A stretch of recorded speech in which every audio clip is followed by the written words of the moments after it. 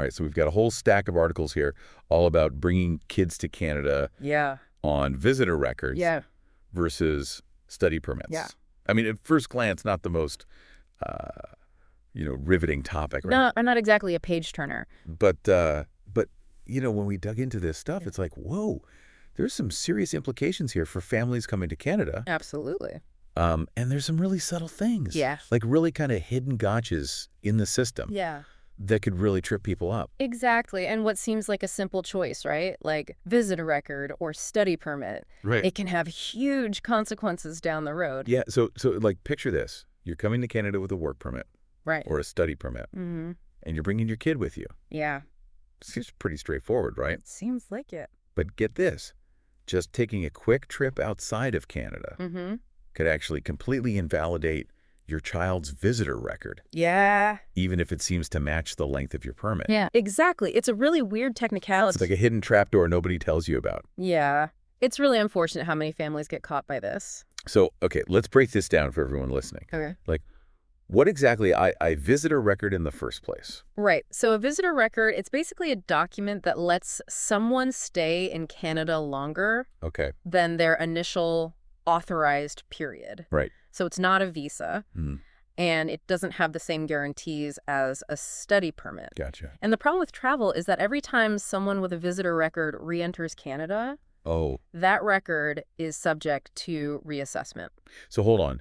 Even if IRCC, right, Immigration, Refugees, and Citizenship Canada, exactly, even if they granted this visitor record, that seems to be valid for a while. Yep. A border officer could basically just be like, nope, not valid anymore. That's right, at the border. The CBSA officers, they have the final say on entry. CBSA? Canada Border Services Agency. Okay. So like you said, IRCC might issue the initial visitor record. But a CBSA officer, they can decide to shorten it. They can invalidate it. Wow. Or they can issue a whole new one.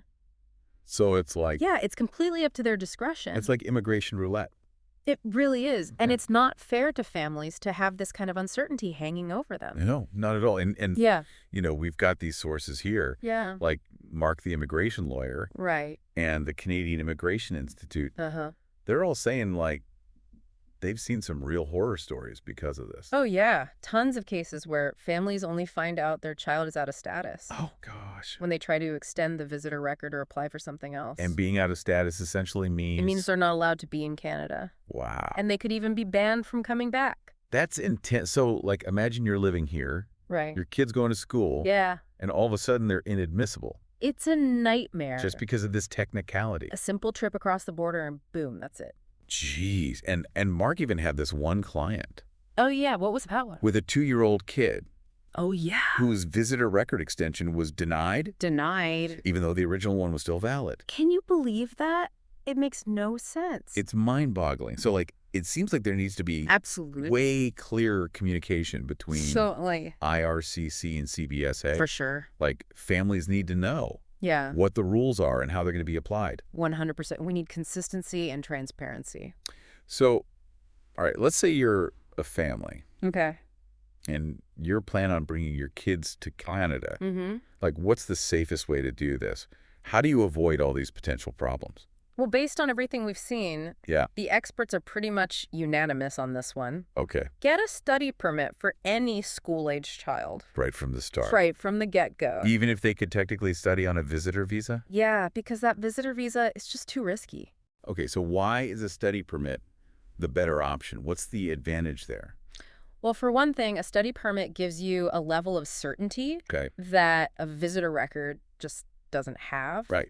You know, it's usually valid for the same length of time as the parent's work permit or study permit. So families don't have to worry about constantly renewing it or about those tricky travel restrictions. So it takes the guesswork out of it. Exactly. It gives families peace of mind, which is so important. Yeah, absolutely. Peace of mind is priceless. For sure, especially when you're talking about your kid's future. So, okay, study permit sounds like the way to go, for sure. Yeah. But, like, bringing your kids to Canada, it's not just about the paperwork. Definitely not. Like, there's a whole financial side to this, too. Absolutely. You got to think about the money. Yeah. I'm picturing a family sitting there with a giant spreadsheet. Right. Visa fees, flights, all that. Sure. And then the ongoing costs once you actually get here. It adds up fast. So, like, what are some of the big ticket items families should be prepared for? Well, education's a big one. Okay, so even though Canada has free public education, For primary and secondary school. there are still costs involved. Oh, yeah, for sure. Things like school supplies, Right. extracurricular activities. Sometimes there are fees for special programs. And what about private schools? Yeah, some families choose that route, Mm-hmm. and private school tuition, that can be a significant expense. Yeah, depending on the school, I imagine. Definitely. And the grade level, too. Uh-huh. But yeah, if you're going private, that's a big chunk of change. Okay, so then there's also post-secondary education. Right. College and university. Yeah, I mean, tuition fees for international students here. It's a lot higher than for domestic students. Right. So if the plan is for your kid to go to university in Canada, you need to factor that in. Yeah, early on. Like, long-term financial planning is key. Absolutely. Okay, so Yeah. education, that's a big one. What else? Healthcare is another important thing to consider. All right, so Canada has universal health care. But it mainly covers essential medical services. So like doctor visits, hospital stays, that kind of thing. Exactly. Those are generally covered. Okay. But things like dental and vision care. Oh, right. Those are usually included. Nope, not in the public health care plan. So if your kid needs braces or glasses or regular dental checkups, But it all adds up. yeah, those out-of-pocket expenses can get pretty hefty. They really can. Yeah. So it's something to be aware of. It sounds like having private health insurance might be a good idea. Yeah, definitely worth looking into. A good insurance plan can give you that extra peace of mind. Yeah, knowing you're covered if something unexpected happens. Exactly. Okay, so we've got education, healthcare, and then, of course, The overall cost of living. yeah, and that could vary a lot. Oh, yeah, depending on where you live in Canada. Like I've heard Toronto and Vancouver. Oh, yeah. Those are the pricey ones. Definitely, especially housing costs in those big cities. Yeah. But even in smaller towns, you still have to factor in groceries, Hmm. transportation utilities. Right. All the everyday stuff. Yeah, it all adds up. It's a lot to think about. It is. It's like a giant puzzle you have to put together. A cost of living puzzle. Exactly. So do your research, understand the costs before you make the move. Right. Being financially prepared is crucial. Absolutely. It makes the whole transition smoother. All right. So speaking of transitions, let's talk about adapting to a new culture Yeah. and a new education system. That's got to be a big adjustment, especially for kids. It is. It's a huge change, uprooting your life, moving to a new country. It affects everyone, but especially the kids.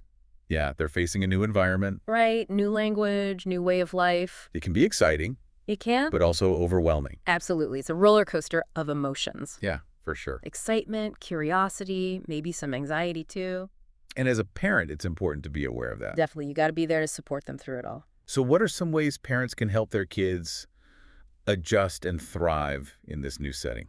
Well, schools usually have great programs for newcomer students. Okay, like what kind of programs? Things like language classes, Right. orientation sessions to help them get settled.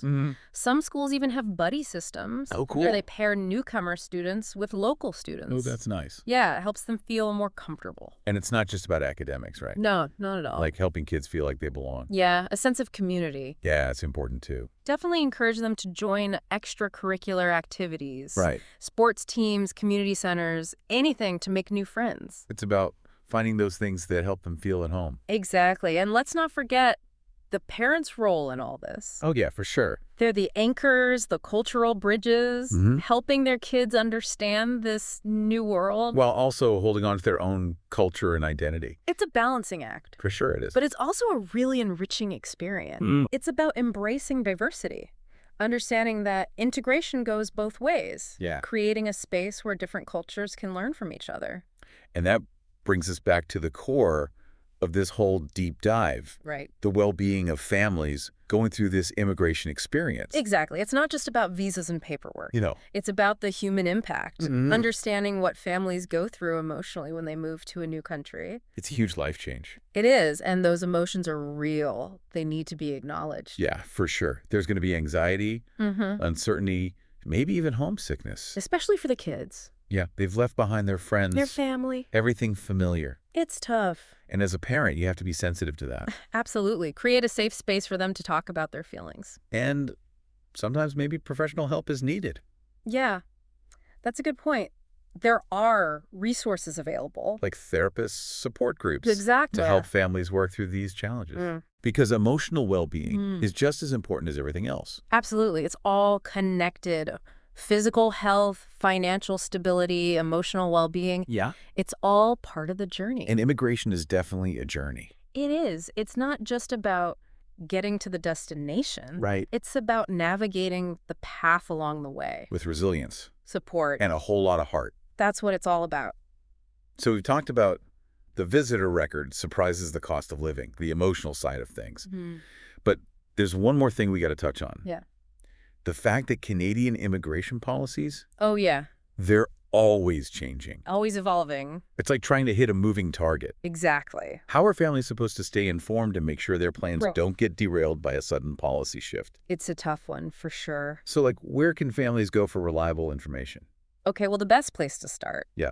is the official website of Immigration, Refugees, and Citizenship Canada. IRCC. IRCC, exactly. It's got tons of information on the different immigration programs, eligibility requirements, application procedures, Right. and most importantly, any updates or changes to the policies. It's like the official rule book. Exactly, straight from the source. So don't rely on social media or online forums No. or even well-meaning friends and family. Right, because they might be giving you outdated information, Yeah. and that could lead to some serious problems. So IRCC website, that's the place to go. Absolutely. We've also mentioned the Canadian Immigration Institute a lot. Oh, yeah, they're great. What role do they play in all of this? Well, they're an amazing resource for families Yeah. who are trying to figure out all the ins and outs of Canadian immigration. Right. They go beyond just the basic rules.